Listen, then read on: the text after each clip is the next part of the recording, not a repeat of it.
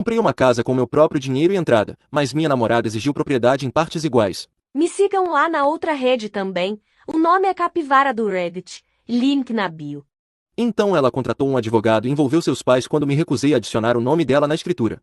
Estou com a Carla há 3 anos e nos mudamos para morar juntos há cerca de 2 anos, para um apartamento minúsculo que sinceramente, era um lixo, mas demos um jeito e tudo estava bem. Dividíamos tudo 50-50, embora eu ganhe mais dinheiro que ela, mas tanto faz, é justo, e eu nunca reclamei. Ela trabalha e ganha um dinheiro decente, mas não tanto quanto eu, já que sou da área de tecnologia e venho subindo na carreira nos últimos anos. Há uns 8 meses, começamos a falar sobre comprar uma casa juntos porque o aluguel estava ficando ridículo e estávamos basicamente jogando dinheiro fora todo mês. Eu já vinha economizando para dar de entrada há um tempo. Além disso, meu score de crédito é muito bom e eu sabia que conseguiria aprovação para um financiamento. A Carla ficou animada com a ideia e começamos a ver imóveis online e a visitar casas abertas nos fins de semana e foi muito divertido no começo, sabe? Estávamos planejando nosso futuro juntos e tudo mais. Mas é aqui que as coisas se complicam e ainda não tenho certeza se lidei com isso da maneira certa, mas acho que sim. Quando a coisa ficou séria sobre realmente fazer propostas pelas casas, fui falar com um correspondente imobiliário. Eles fizeram todos os cálculos e me disseram que, se eu aplicasse sozinho, conseguiria uma pré-aprovação para um valor muito maior do que se aplicássemos juntos,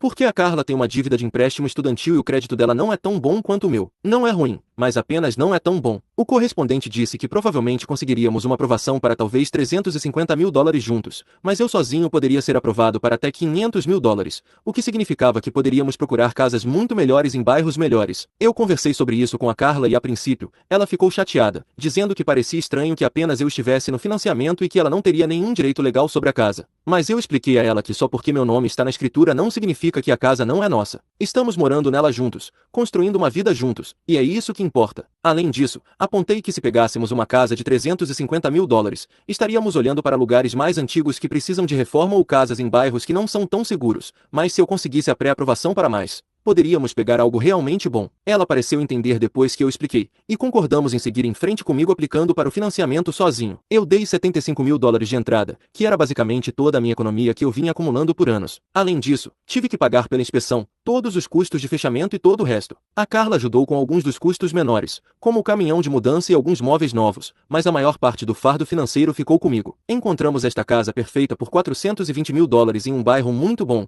com ótimas escolas, um quintal grande e tudo o que queríamos, e eu fui aprovado para o financiamento sem problemas. Todo o processo levou cerca de 2 meses, e a Carla esteve envolvida em tudo. Escolhemos tudo juntos e ela estava tão animada quanto eu com a casa. Agora, é aqui que eu talvez seja o babaca, mas eu realmente não acho que sou. Quando chegamos ao fechamento do contrato, a Carla perguntou sobre ser adicionada à escritura. Eu disse a ela que já havíamos discutido isso e decidido que apenas eu estaria no financiamento e na escritura por razões financeiras. Ela disse que entendia isso para o financiamento, mas pensou que ainda seria adicionada à escritura para ter propriedade legal da casa também. Eu disse a ela que isso não fazia sentido, porque ela não contribuiu para a entrada nem se qualificou para o financiamento. Então, por que ela deveria ter propriedade legal de algo pelo qual não pagou? Quero dizer, ela está morando lá e é o lar dela também, mas a propriedade legal é diferente. Se algo acontecesse conosco, ela poderia ir embora sem nenhuma responsabilidade financeira, mas ainda assim ser dona de metade de uma casa. Isso não me parece justo. Ela ficou muito quieta e disse que precisava pensar sobre o assunto. E honestamente, pensei que era o fim da história, porque fazia sentido quando eu expliquei dessa forma, mas nas semanas seguintes, ela continuou trazendo o assunto à tona, dizendo que sentia como se eu a estivesse tratando como uma inquilina em vez de uma parceira, o que não é verdade. Eu nunca pedi que ela pagasse aluguel ou algo do tipo. Nós dividimos as contas de luz, água, etc., supermercado e despesas da casa, como sempre fizemos. Mas então, cerca de um mês depois que nos mudamos, ela disse que queria contribuir mais para o pagamento do financiamento para que pudesse ganhar alguma participação no imóvel. Eu disse a ela que não é assim que funciona. O financiamento está no meu nome, no meu crédito e é minha responsabilidade. Então, mesmo que ela pague uma parte, isso não lhe dá a propriedade. Além disso,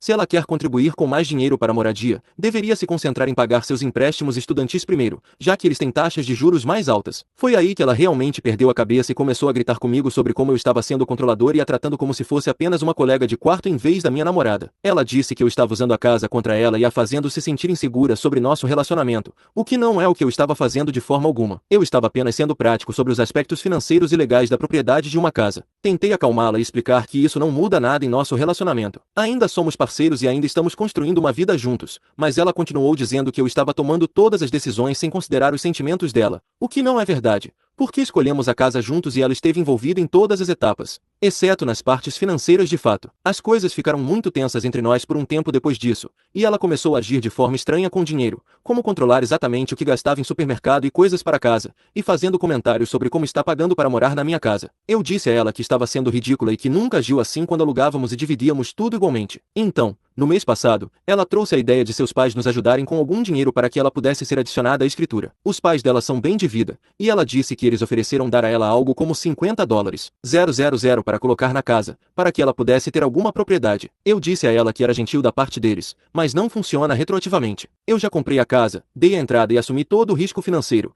então ela receber dinheiro dos pais agora não muda isso. Além disso, e é aqui que posso parecer um babaca, mas estou apenas sendo honesto, eu realmente não quero estar financeiramente ligado aos pais dela. Se eles derem dinheiro a ela para colocar na casa, o que acontece se terminarmos? Eu tenho que pagá-los de volta? Eles terão o direito de opinar sobre o que fazemos com a casa? Isso apenas complica as coisas desnecessariamente. A Carla ficou muito chateada de novo e me acusou de não querer me comprometer com nosso relacionamento, o que é estúpido, porque eu comprei uma casa para nós. Como isso não é um compromisso? Mas aparentemente, porque não coloco o nome dela na escritura, significa que estou com um pé fora da porta, caso queira deixá-la. Eu apontei que, se alguém devesse se preocupar com o compromisso, deveria ser eu, porque se terminarmos, ela pode simplesmente ir embora e eu fico preso com um financiamento de $400.000 e uma casa que talvez não consiga pagar sozinho. Ela disse que é exatamente por isso que quer estar na escritura, para ter alguma segurança também, mas isso não faz sentido, porque ela não assumiu nenhum risco financeiro para começar. Estamos brigando sobre isso intermitentemente há meses, e está realmente começando a afetar nosso relacionamento. Ela traz o assunto à tona toda vez que temos qualquer tipo de desacordo e age como se eu fosse algum tipo de ditador financeiro. Na semana passada, ela disse que conversou com a irmã sobre isso,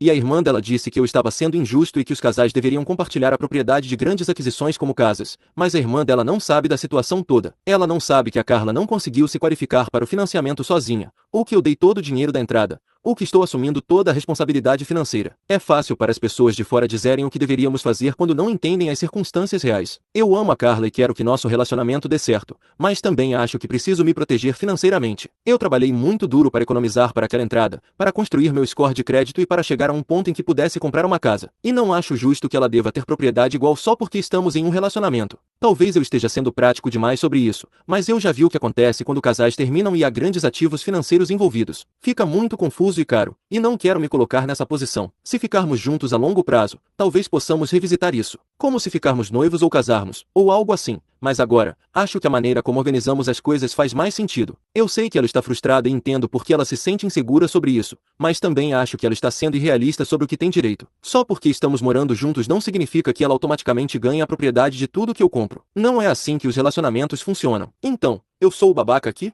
Atualização. Então, depois que postei isso e li todos os comentários, eu estava realmente começando a me sentir mal com a situação e pensando que talvez devesse considerar adicionar a Carla na escritura. Especialmente depois de ver quantas pessoas achavam que eu estava sendo injusto. Eu estava planejando ter uma conversa com ela sobre talvez chegar a algum tipo off de acordo, mas então, ontem de manhã, eu estava me arrumando para o trabalho e a Carla estava agindo de forma muito estranha, tipo nervosa e agitada. E quando perguntei o que havia de errado, ela disse que precisava me contar algo importante. Eu soube imediatamente que seria uma má notícia, porque ela estava com aquela expressão no rosto, como quando está prestes a confessar algo. Ela me disse que andou conversando com um advogado sobre a situação da casa sem me contar. Não apenas conversando com um advogado para pedir conselhos, mas consultando um sobre quais eram suas opções legais. Ela disse que o advogado lhe disse que como não somos casados, ela não tem nenhum direito sobre a casa, mesmo que estivesse pagando as contas de consumo e de supermercado e morando lá, o que ela já sabia. Mas então o advogado sugeriu que ela poderia estabelecer algum tipo de reivindicação de patrimônio se pudesse provar que contribuiu para os pagamentos do financiamento ou para melhorias na casa. Eu perguntei por que ela foi a um advogado sem falar comigo primeiro, e ela disse que queria entender seus direitos antes de ter mais conversas sobre o assunto, mas aqui está o que realmente me pegou.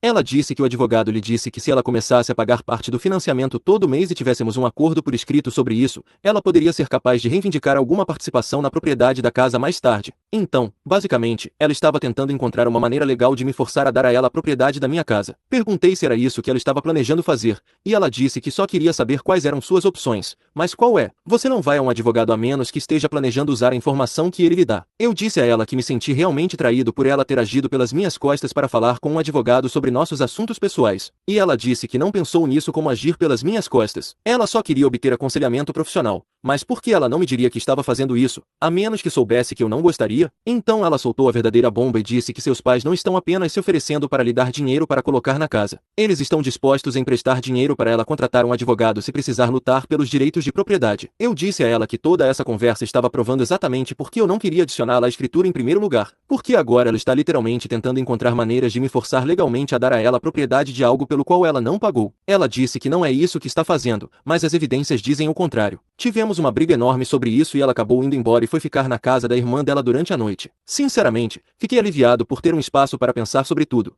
porque eu estava com tanta raiva que não conseguia nem olhar para ela. Quando ela voltou esta manhã, pediu desculpas por não me contar sobre o advogado, mas disse que ainda acha toda a situação injusta e quer que cheguemos a algum tipo de acordo onde ela possa começar a construir patrimônio na casa. Eu disse a ela que de jeito nenhum, especialmente depois que ela tentou agir pelas minhas costas e encontrar maneiras legais de forçar a questão. Ela disse que estou sendo irracional e que só quer se sentir segura em nosso relacionamento e em sua situação de moradia, mas eu apontei que ela se sentiu seguro o suficiente para tentar contratar um advogado contra mim. Então, obviamente, ela não está pensando nisso como se fossemos parceiros. Acho que o que realmente me incomoda é que ela esteve planejando tudo isso e fingindo que só queria ter conversas sobre o assunto, quando na verdade já estava falando com advogados envolvendo seus pais. Se ela tivesse sido honesta sobre o que estava fazendo desde o início, talvez pudéssemos ter resolvido algo, mas agora sinto que não posso confiar nela. E honestamente, ler todos os comentários no meu post original me fez perceber que eu estava certo em ser cauteloso sobre isso. Tantas pessoas estavam dizendo que eu deveria apenas adicioná-la à escritura para fazê-la feliz, mas veja o que aconteceu quando comecei a considerar isso. Ela imediatamente escalou para advogados e ameaças legais. Não vou adicioná-la à escritura e não vou estabelecer nenhum tipo de acordo de compartilhamento de patrimônio, especialmente agora. Se ela quer ter uma casa, pode economizar para sua própria entrada e comprar sua própria casa, mas não vai conseguir a propriedade da minha através de manipulação legal. Eu sei que isso provavelmente soa duro, mas sinto que me livrei de uma enrascada aqui se eu a tivesse adicionado à escritura meses atrás e depois descobrisse que ela estava tão disposta a envolver advogados e sua família em nossos assuntos particulares. Eu estaria preso em um pesadelo jurídico tentando desembaraçar tudo. A Carla ainda está na casa da irmã e sinceramente, não sei se ela planeja voltar ou não. Parte de mim espera que sim,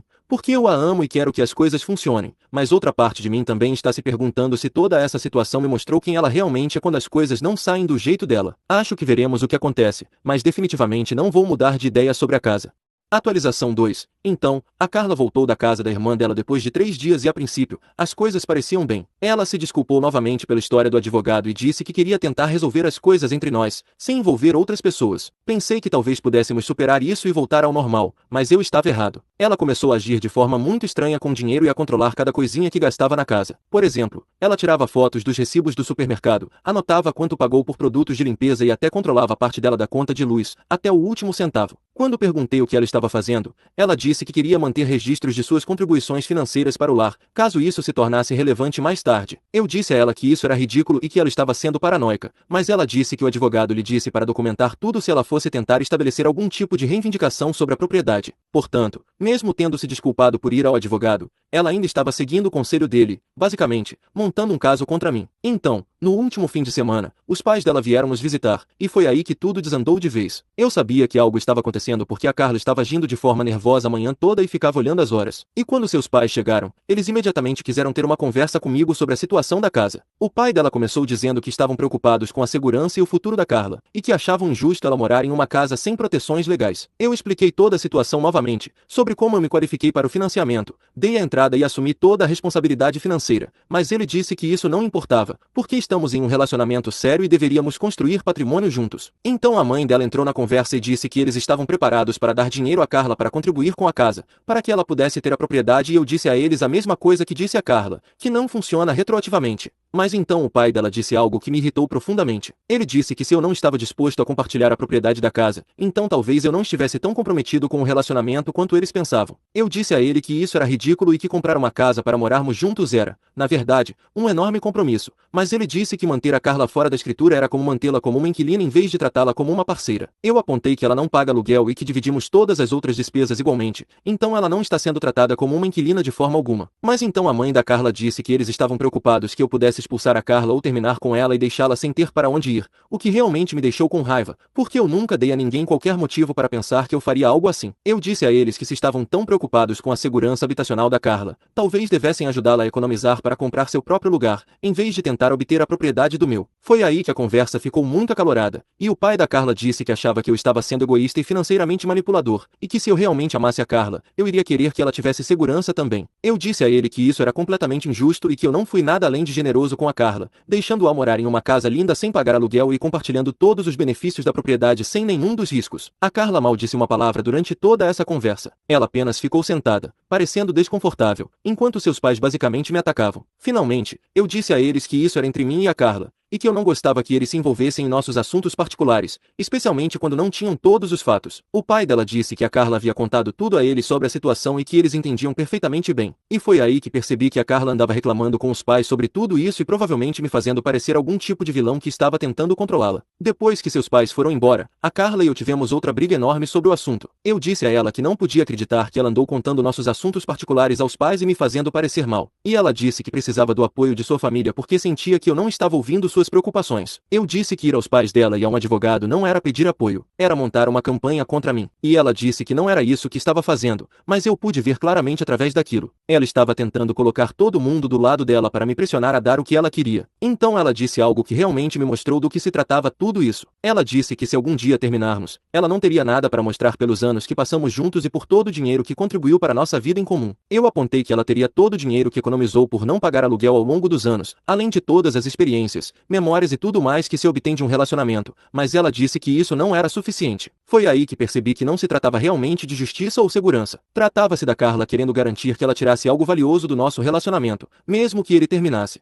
Foi aí que percebi que não se tratava realmente de justiça ou segurança. Tratava-se da Carla querendo garantir que ela tirasse algo valioso do nosso relacionamento, mesmo que ele terminasse. Ela estava essencialmente tentando tratar nosso relacionamento como uma sociedade comercial, onde ela fica com ativos independentemente do que contribuiu. Eu disse a ela que não é assim que os relacionamentos funcionam e que se ela já estava planejando nosso término, talvez não devêssemos estar mais juntos. Ela disse que não era isso que queria dizer, mas acho que era exatamente o que ela queria dizer. Ela queria a propriedade da minha casa como um seguro, caso não dessemos certo. Desde então, mal nos falamos, e a casa toda parece tensa e estranha. A Carla passa a maior parte do tempo no quarto ou na casa da irmã, e quando interagimos, é apenas sobre coisas práticas, como compras ou contas. Honestamente, estou começando a achar que este relacionamento pode ter acabado. O fato de ela ter ido a um advogado, envolvido seus pais e tentado montar um caso contra mim em vez de apenas falar comigo sobre suas preocupações me mostra que ela não confia em mim e não respeita nosso relacionamento. Se ela tivesse vindo a mim e dito que estava se sentindo insegura sobre sua situação de moradia e queria que resolvêssemos algum tipo de acordo, talvez pudéssemos ter encontrado uma solução, mas, em vez disso,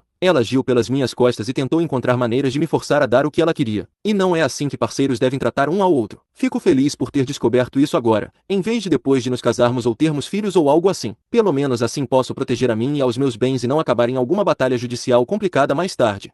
Atualização 3. A Carla se mudou ontem e honestamente, estou aliviado, embora uma parte de mim esteja triste pela forma como tudo terminou. Mas sei que tomei as decisões certas durante toda essa bagunça e estou feliz por ter confiado nos meus instintos em vez de ouvir as pessoas que diziam que eu deveria apenas ceder para manter a paz. Então, depois da minha última atualização, as coisas só pioraram entre nós e ficou óbvio que não conseguiríamos superar isso. A Carla mal falava comigo e, quando falava, era sempre sobre a casa e o desejo dela de ter algum tipo de acordo legal sobre a propriedade ou o compartilhamento do patrimônio. Cerca de uma semana atrás, ela me trouxe este documento que aparentemente havia elaborado com seu advogado. Era como um acordo de coabitação que lhe daria a propriedade parcial da casa com base em suas futuras contribuições para as despesas domésticas e pagamentos do financiamento. Ela queria que eu assinasse e disse que isso tornaria as coisas justas entre nós e lhe daria a segurança de que precisava. Eu li o documento inteiro e era completamente unilateral a favor dela. Dizia que ela obteria uma porcentagem de propriedade com base no que pagasse do financiamento, mas também dizia que todas as suas contribuições passadas para contas de consumo, supermercado e despesas domésticas contariam para sua participação na casa.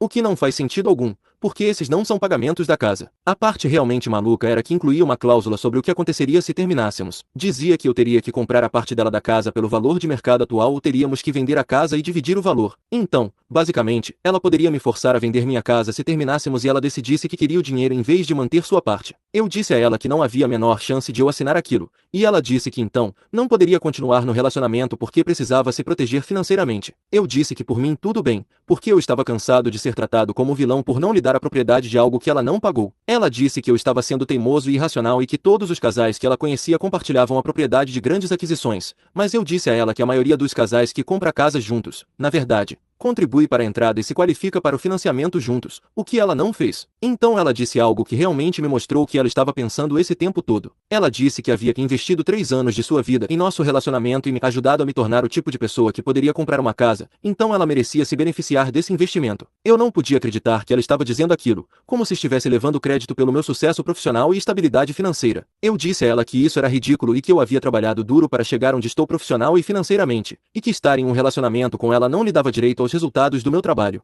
Ela disse que não era isso que queria dizer, mas acho que era exatamente o que ela queria dizer. Ela sentia que merecia a propriedade da minha casa porque tinha me apoiado durante nosso relacionamento, mas não é assim que nada disso funciona. Ser uma boa namorada não te dá automaticamente o direito aos bens do seu namorado. Tivemos uma última grande briga sobre isso, na qual ela me acusou de nunca ter estado realmente comprometido com nosso relacionamento e de apenas usá-la para intimidade enquanto mantinha todos os meus bens separados. Ela disse que não poderia ficar com alguém que não havia como uma parceira igual, e eu disse que se ser uma parceira igual significava dar a ela a propriedade de coisas que ela não pagou, então talvez não fossemos compatíveis, afinal. Então ela começou a fazer as malas e ligou para a irmã vir ajudá-la na mudança. Levou 2 dias para ela juntar tudo, e o tempo todo ela agia como se eu a estivesse expulsando, mas eu nunca pedi que ela saísse. Ela tomou essa decisão por si mesma. Na noite antes de ir embora, ela tentou mais uma vez me fazer reconsiderar, dizendo que ainda poderíamos resolver as coisas se eu estivesse disposto a ceder. Eu disse a ela que a amava e queria que as coisas dessem certo, mas que não seria pressionado a abrir mão da propriedade legal da minha casa, e que se ela não pudesse aceitar isso, então talvez não fossemos certos um para o outro. Depois que ela foi embora, me senti muito vazio e triste por algumas horas, mas honestamente, acho que me livrei de uma grande enrascada. E se tivéssemos nos casado e então ela decidisse que merecia metade de tudo que eu possuía porque tinha sido solidária durante nosso casamento? E se tivéssemos filhos e ela os usasse como moeda de troca para obter mais dos meus bens em um divórcio? Pelo menos agora eu sei que tipo de pessoa ela realmente é quando as coisas não saem do jeito dela, e posso encontrar alguém que realmente queira estar comigo por quem eu sou, em vez de pelo que eu posso lhes dar.